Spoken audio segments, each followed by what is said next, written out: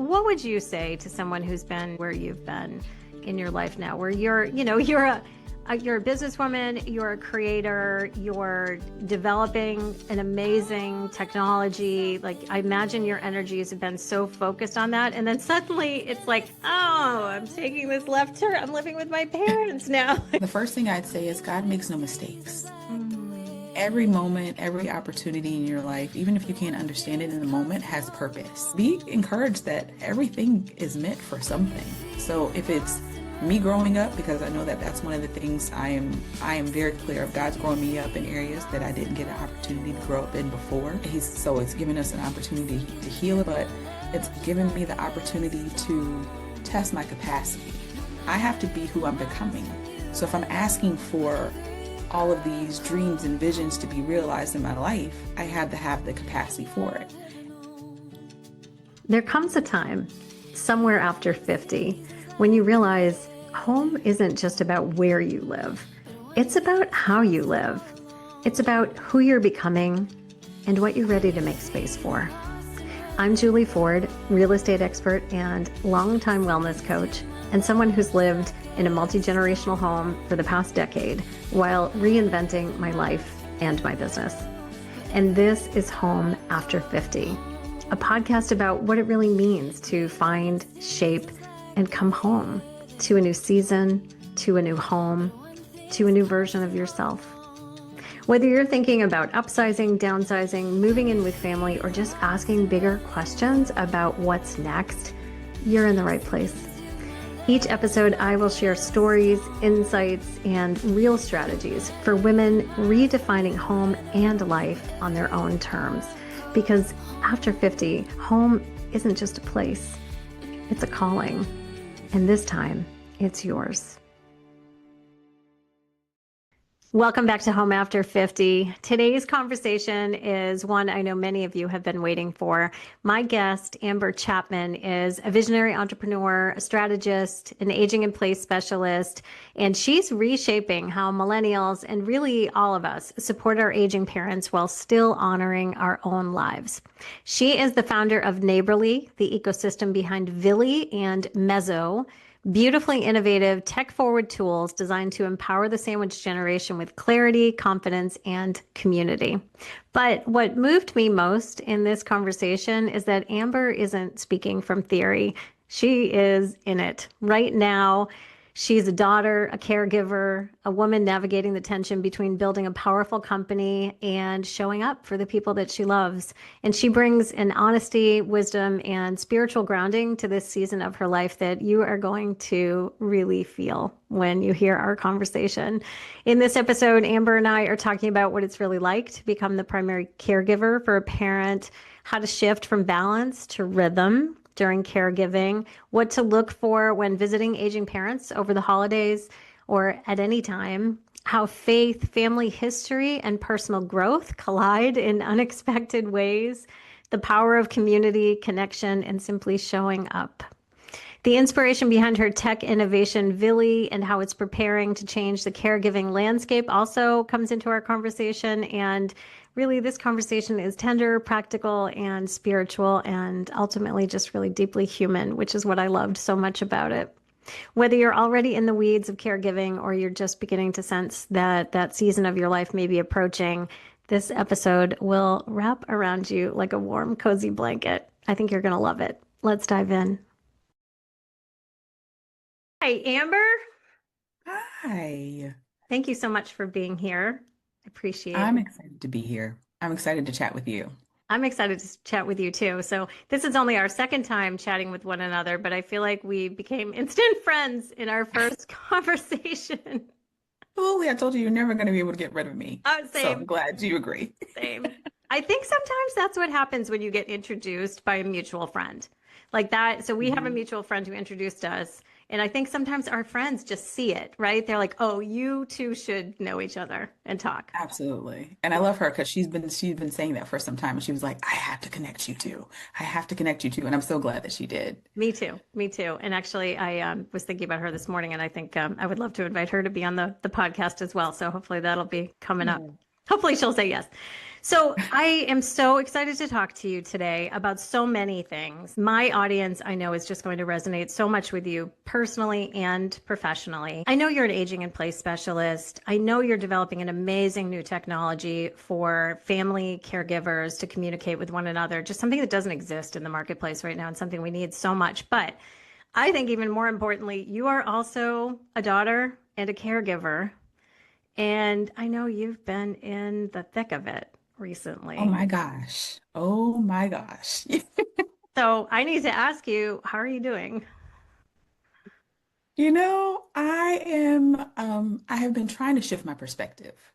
Rather than responding that I'm tired and overwhelmed, I am thankful and I'm grateful that I have the capacity and that I have the knowledge to support my parents. I am also tired and overwhelmed, Yeah. and I I don't want to say this. I am optimistic. I'm optimistic. I have been, my dad's been the caregiver for my mom for many, many years. And now that my dad needs a caregiver, I'm his, I share care with my siblings, but I'm the primary caregiver. Yep. It's just been very different seeing it being in the home with them. Um, it's a lot. It's a lot. And it's something that even if you have little caregiving tasks that you do for someone, you don't understand what a full-time caregiver experiences Yeah. until you're in the thick of it. So That's the true. best way I'm gonna say. I heard you say something recently on your TikTok, I think it was, and I loved this, that you think we should try to normalize drop-bys on our people, right? Like whether it's our Yes. aging parents, our neighbors, because if we're not seeing up close, sometimes we don't really know what's going on. So can you say a little bit more, like you normally live at a distance from your parents, is that right? And now you've been staying Yes. with them? I live thousands of miles away from them. Okay. And I have a brother who lives not too far from them, but my brother is also very busy, very, very busy. He has a family, four kids, Wow. nonprofit, full-time job. Like he is in the thick of all the things also.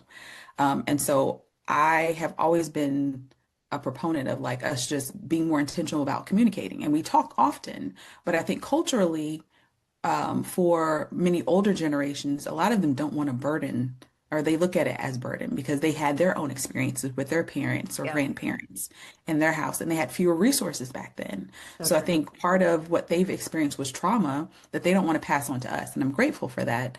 But also, don't take my opportunity away for being able to care for you the way that I like to see you cared for because we Mm. have more resources nowadays. Wow. So, me being thousands of miles away, I would depend on my brother and I call and I FaceTime my parents. But unless you're there and you see them limping, or unless you're there or you hear the sound of discomfort or pain, Yeah. in the moment when they're talking with you and you're far away, they just want to connect because they miss you and they love you and they want to hear what's going on in your life. And Yeah. that's great.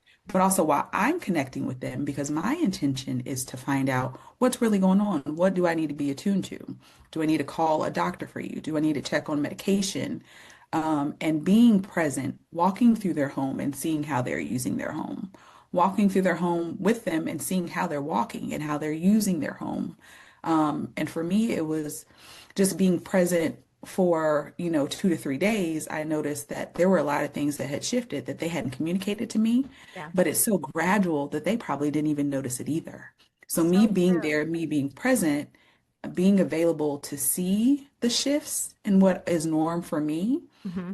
helps me identify things that are no longer norm for them and where I need to put my energy into discussing and bringing to their attention, hey, let's think about changing some of the handles on the cabinets because, that's grabbing thing is not always like the easiest thing when you have your hands full, rather than saying, I notice your mobility in your hand is like not the same.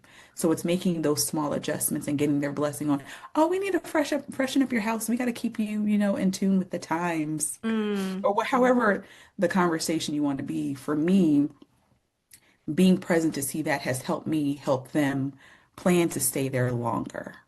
That was a lot, I Yeah. know.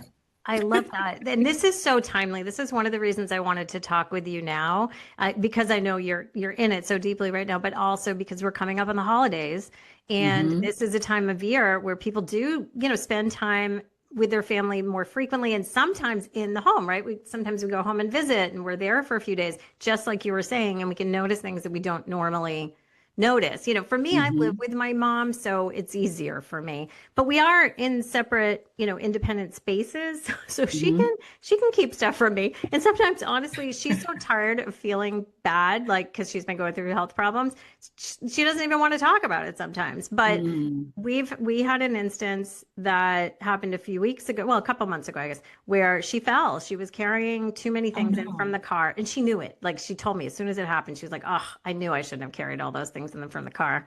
I said, of course, especially because we were right here, like we could have carried them in, but we were able to like put a new railing on, an extra railing of support where we realized some stairs weren't really working well for her, and so there are those things. So like I do want to get back to the more personal side of this, but I would like to ask you, since we're on top of this, subject and coming up on times where people are probably going to be in their families' homes more frequently over the holidays, as Hmm. an aging in place specialist, like what are like the top three or four things that family members could be looking out for when they're seeing their aging parents and they haven't seen them in a while?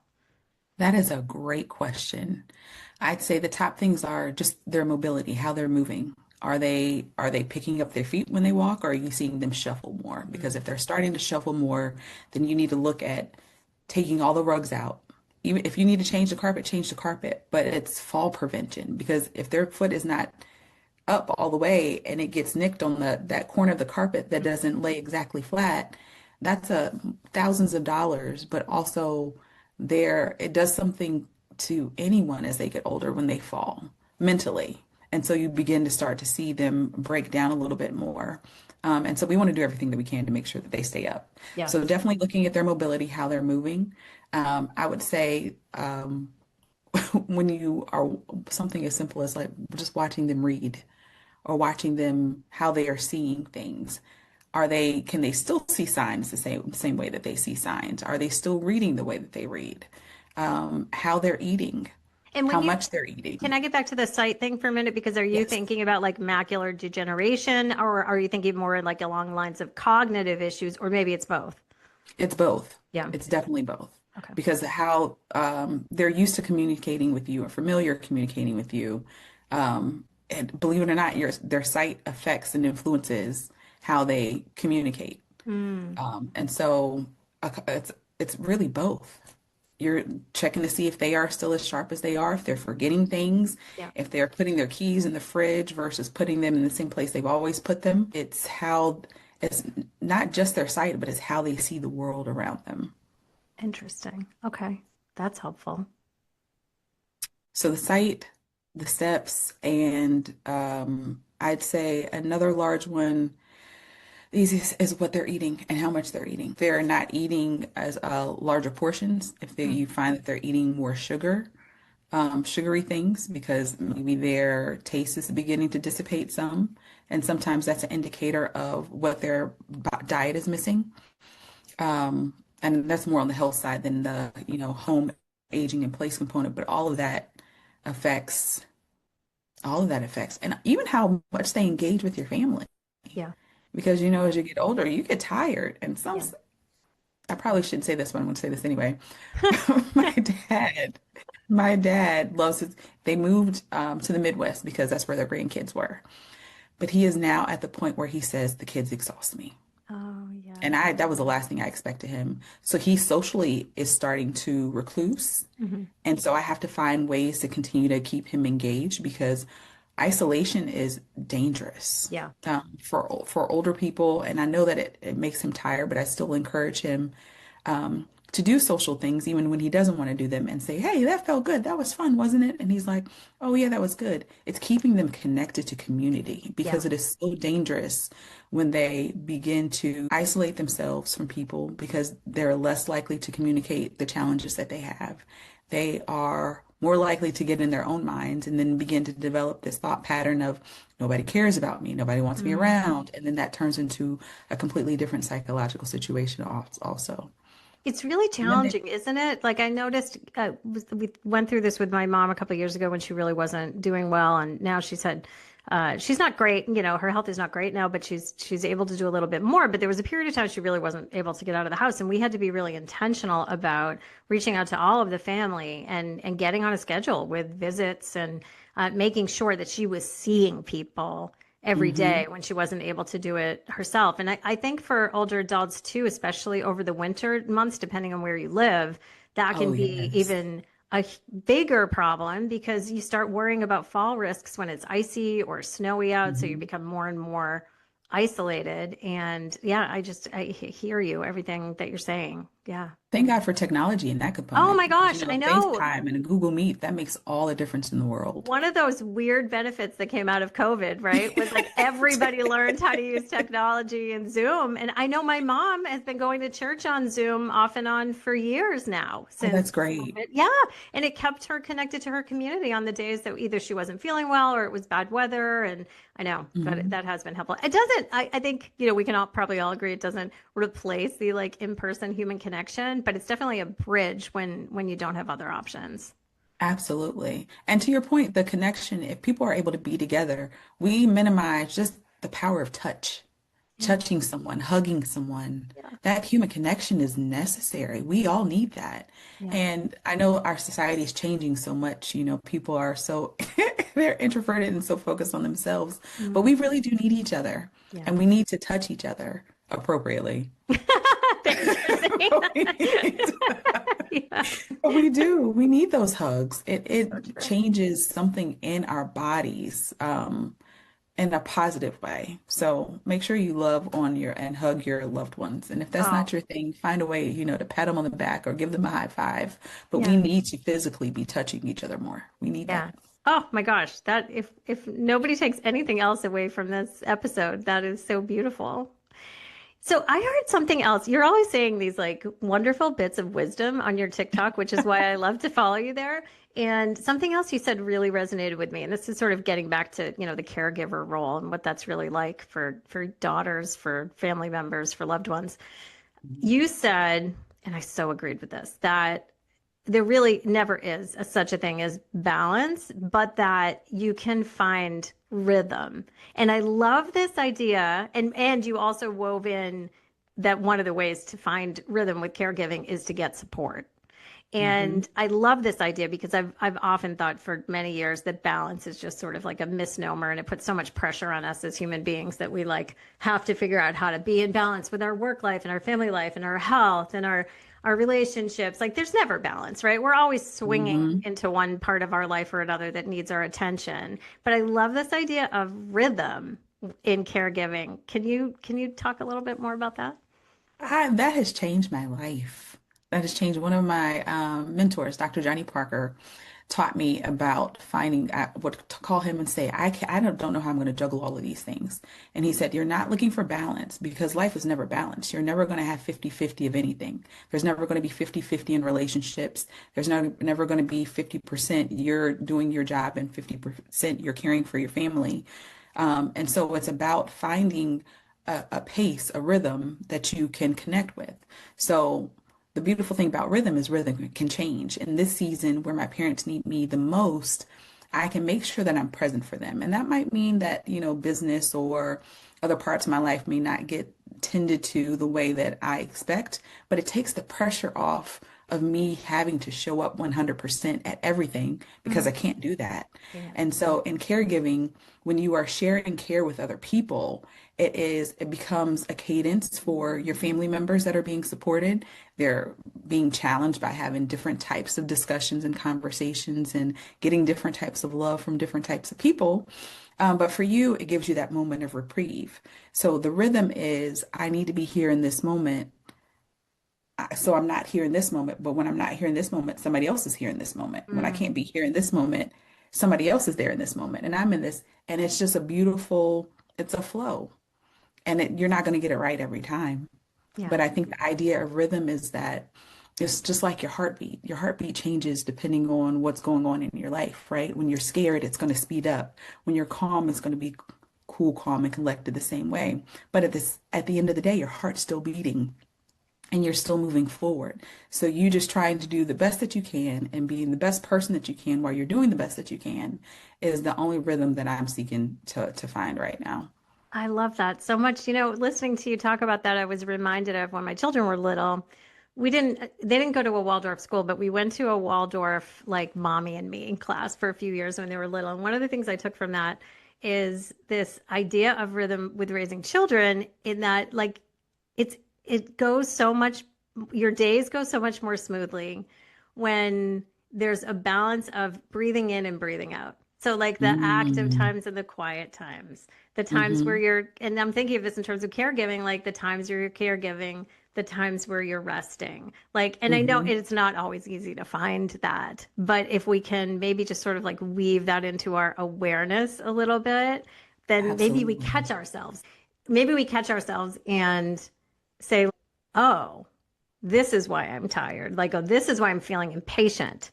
This is why I'm Hmm. getting annoyed. I've been caring, and not having that, like, so the breath out, breath out, breath out, like doing, and not receiving, That's so good. resting. Yeah. That part, because I don't know about you, but like I sometimes feel like I always have to show up for everyone else. And I Yeah. appreciate that you bought like, let me stop and assess where I am and how I'm Mhm. feeling today.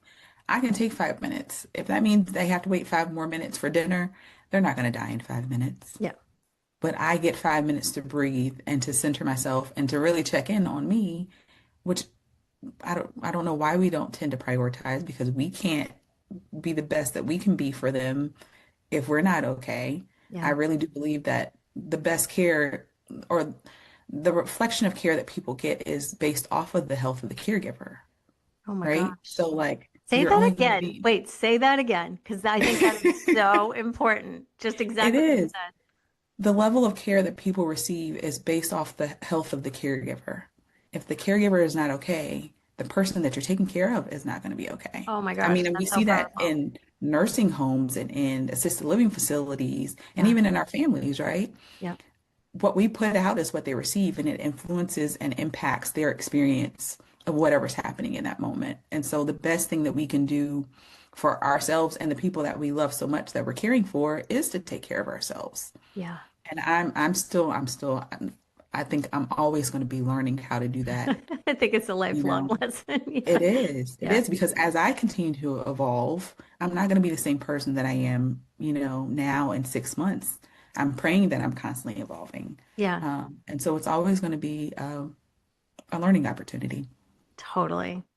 Can I ask you what maybe have been the hardest parts of this time of going home? And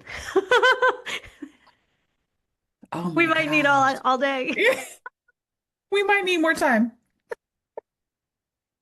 But honestly, there have been a couple of things. I will say one of the largest things for me is goodness, and I hope I don't cry. It's okay if you do. Um, Wouldn't be the first time on this podcast.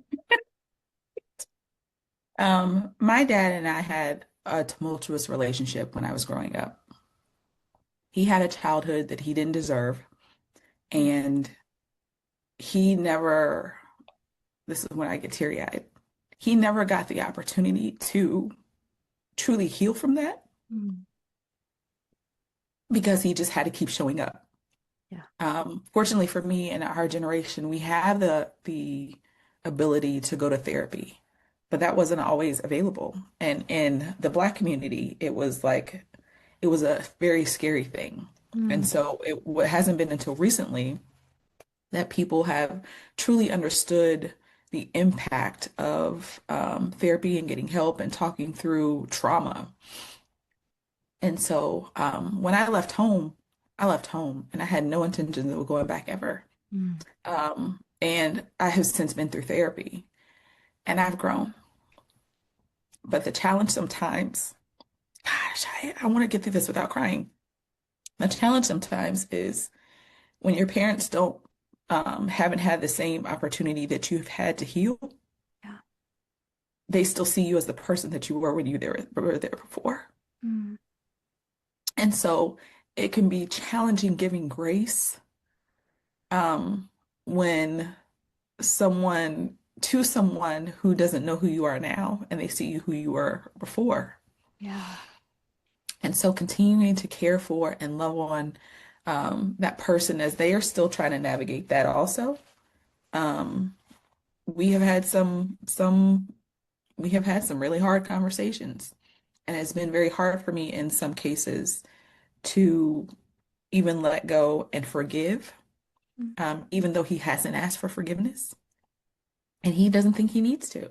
Mm. And that's completely fine because this is my journey. This is me showing up is because I love him as my father and I know this is what I'm supposed to do. But it is very hard when people have decided who you are or your parents have decided who you are and they haven't been able to see your evolution and growth and your healing and they want to take you back to that place that wasn't exactly, excuse me, a healthy environment for you and you having to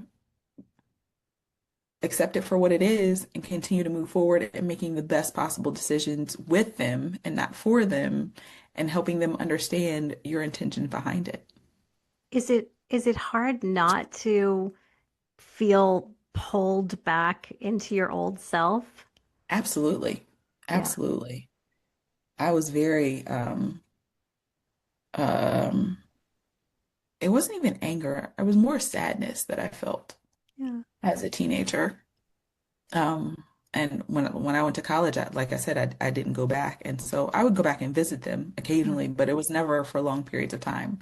I knew how long I could be with my family without resorting or returning to feeling that hopelessness and that sadness and that defeat, um, and the insecurity.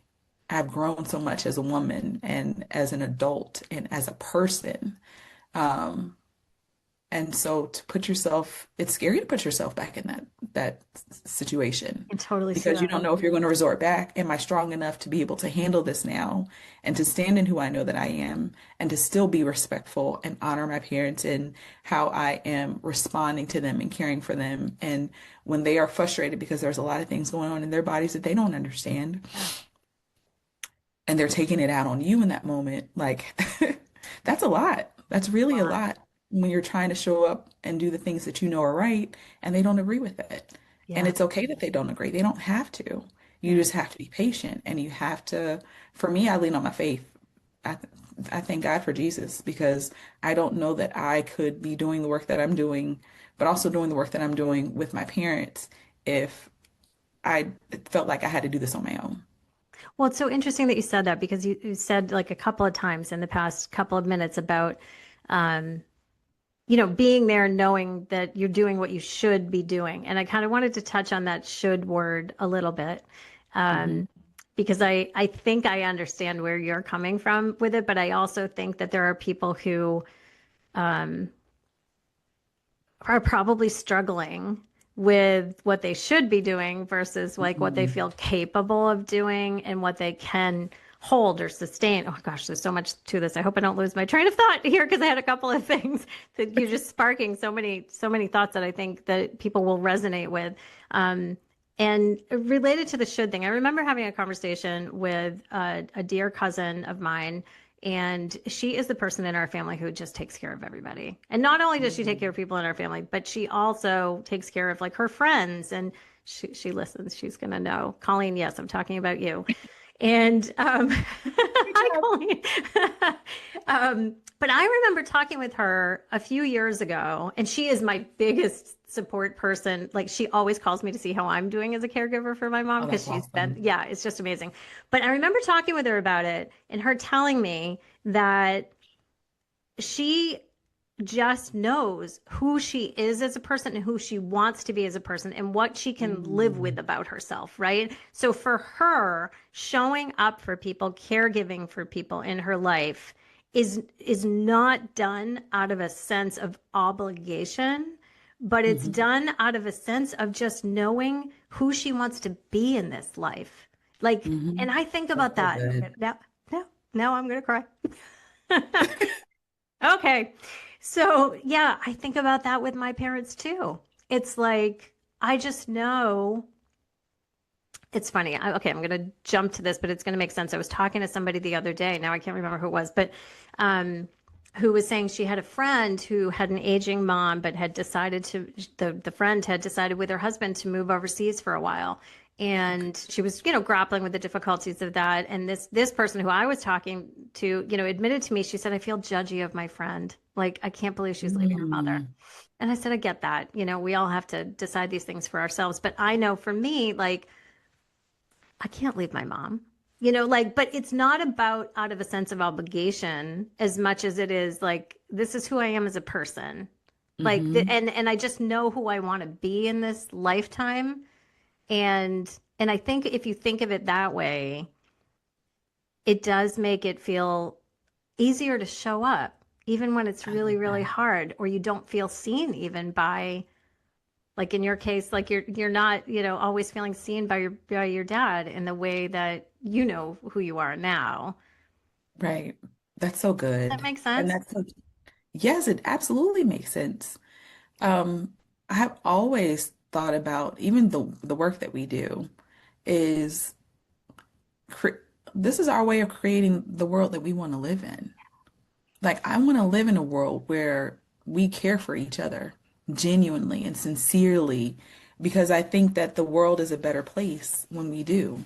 Um, and it's not even about, caring for them, but it's about modeling like selflessness and love. It's a way that we show love to one another. And in a world where we are forced to we are forced to see and be exposed to things that are opposite of that. Mm. There's so much violence, there's so much sex, there's so much. That's not what the world was built on. Yeah. That's not what our society was built on. That's not what culture was built on. Culture is built on our spirits, right? And the heart and the root of just who we are as human beings, and that's connection. And with connection comes love and kindness and compassion and generosity. And so I look at it as this is our, to your point, is I don't feel obligated to do it. I do feel like it's my responsibility to Yeah. do it Yeah. because that's who we are and that's what we're supposed to do. And I don't, you can make all the money in the world and be miserable. But if you could be broke and have a community of, even 2 to 3 people that love you, you're richer than the man that has all the money in the world So true. because there's that connection and our soul needs to be connected to other souls. Like we need each other. And so that, I really think that's necessary. And I think people will find that they will be happier. I think we're all happier when we are in service of others. I totally agree. So I feel like this is a beautiful lead in to this tool that you're developing because, being in service of others, showing up for our loved ones, for our aging parents, trying to find that rhythm, Hmm. part of what you said helps with the rhythm is finding support, right? So I, Hmm. I, I would love for you to tell us a little bit more about the tool you're creating and why you're creating it, because I think it's like all about support, right? It is. It is. I am, because I have been doing aging in place for the last 7, 8 years. I keep saying 7, 8 years. It's probably longer because I've been saying seven, eight Time years for a flies. couple of years now. But I wanted to be able to help more people. And I realized I came to the realization that the level of care that people were getting was solely based off the ability of the caregiver to give quality care. And so I wanted to build something to make our lives just a little bit easier. There are other caregiving applications out there, but my application, Villy, is more centered on ease of use, but sharing care with the community, sharing care with your siblings if you have siblings or neighbors, but also having the protection of just sharing all the things that they need to know versus, everybody doesn't need to know everything, Yeah. but them having access and being a part of the community to love on someone. So it's it's a passion project of mine because I wanted to find a way to be more consistent in how my siblings and I shared care Mm. with my parents because I'm sure everybody's experiences. Your parent is talking to one sibling, one of your brothers, one of your sisters, they all get different pieces and then Yes. we don't know how to put these pieces together and they say, "Well, I told you." No, we had no idea, but we didn't realize that we were getting pieces to a puzzle. And so this app helps us put those pieces in a puzzle, in a frame, so that it's easier for us to show up for our parents. Oh, I love the visual even of a puzzle. That makes so much sense to me. Oh, thank you. Actually, I Yeah. didn't even think about that until I was talking to you about it. So I might Oh, need to change some of okay. my All right. branding a little bit.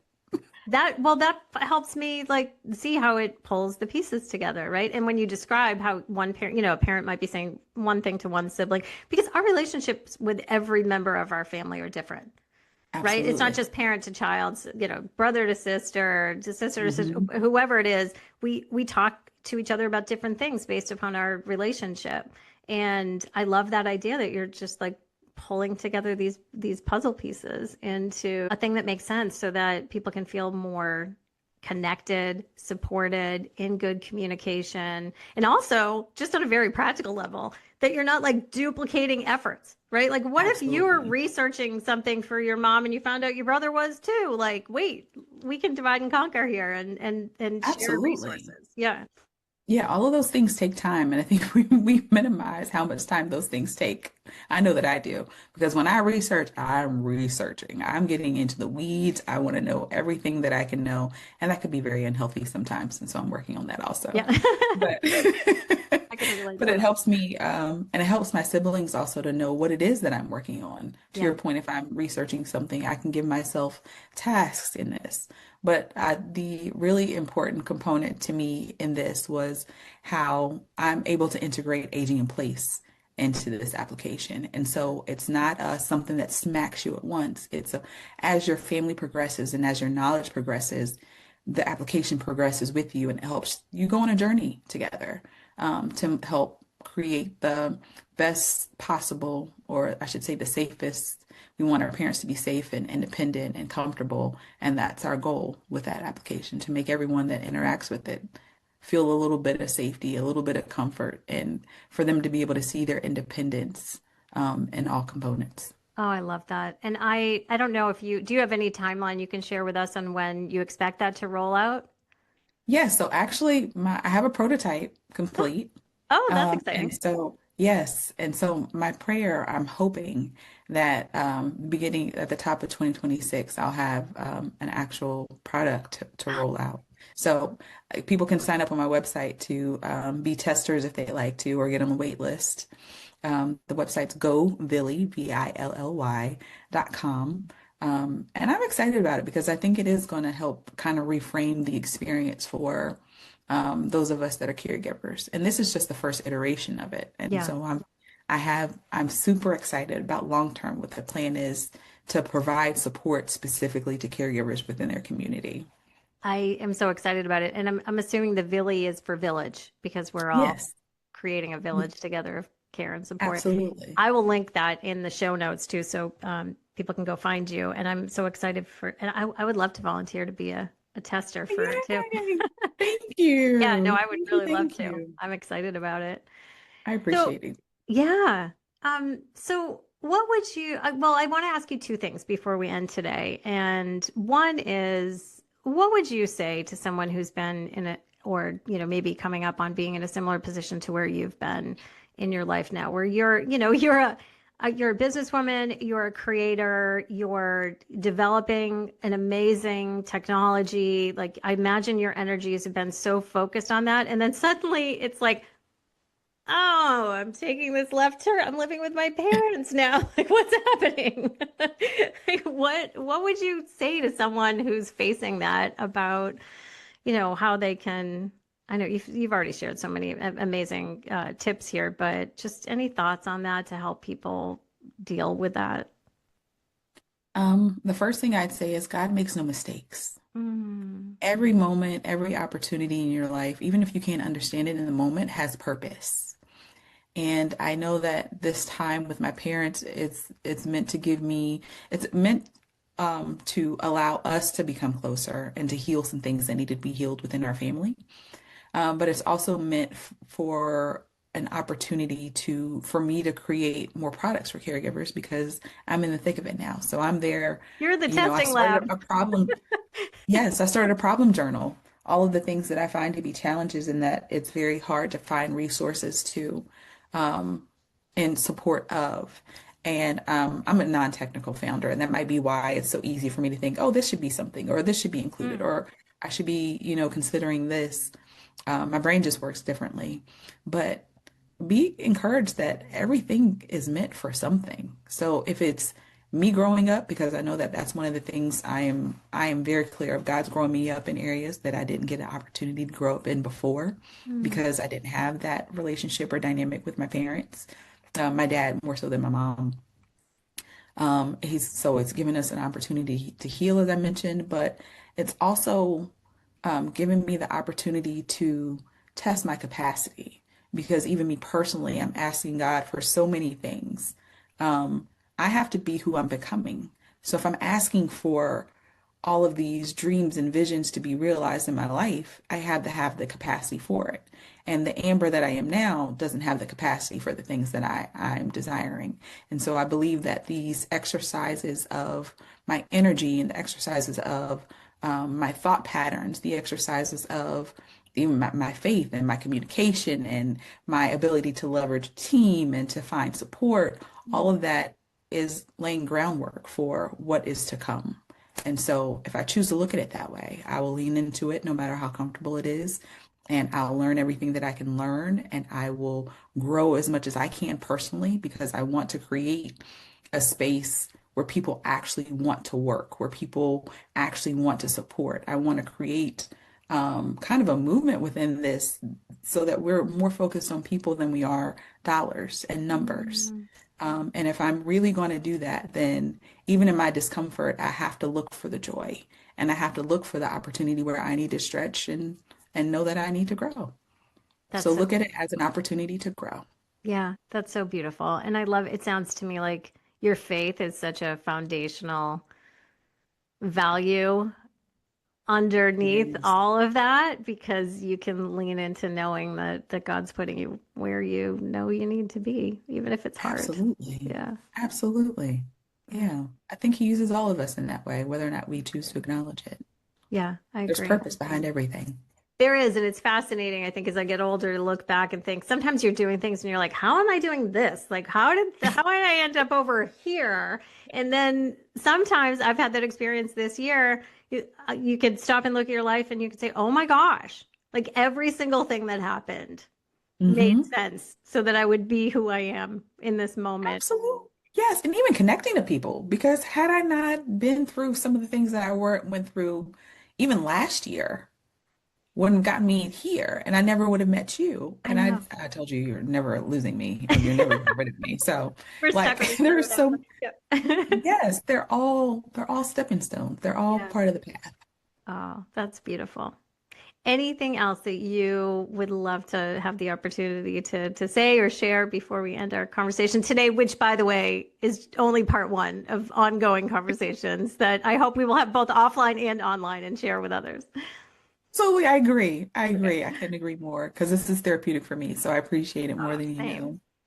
know. I think the only thing I'd say is just reminding people the importance of community and to stay connected to people like you and me, who we may not understand everything, but it's important to know that somebody sees your struggle even when you can't see beyond, where your toes are in the moment. And so just stay connected with people who, communities and organizations and even companies that have vested interest in your well-being, but helping you get to the next level of whatever your journey is. Beautiful. Well, on that note, we will stay connected, you and me. Yes, absolutely. Thank you so much for being here, Amber. I loved our conversation. Thank you so much for having me. And I love what you're doing. And however I can support, I am on board 1000%. Thank you. Thanks so much for listening to this week's Home After 50 podcast. If you would like to reach Amber and see more of her resources, you can visit nayberly.com, Nayberly.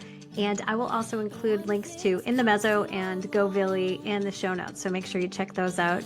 And if you'll be visiting with family over the holidays and you may be having conversations around caring for aging parents, multi-generational living, I invite you to visit my website, juliford.com. You can find my free multi-generational living guide there, and also my multi-gen family toolkit, which is a comprehensive tool to help you get started with planning for your multi-generational home. Visit juliford.com/multi-gen to download all the resources. Have a wonderful holiday season. Thanks so much for listening to Home After 50. If this episode resonated, I'd love it if you'd come hang out with me on Instagram. I am at It's Juli Ford, ITSJULIFORD. Just remember, no E on Julie. That's where I share ideas and behind the scenes about multi-generational living, real estate, business, and creating a next chapter that you love. And if you're curious about whether multi-generational living might be right for you, you can grab my free guide. It's in the link right in my Instagram bio. It's a simple way to get started imagining what's next. Because after 50, home isn't just a place, it's who we're becoming. See you next time.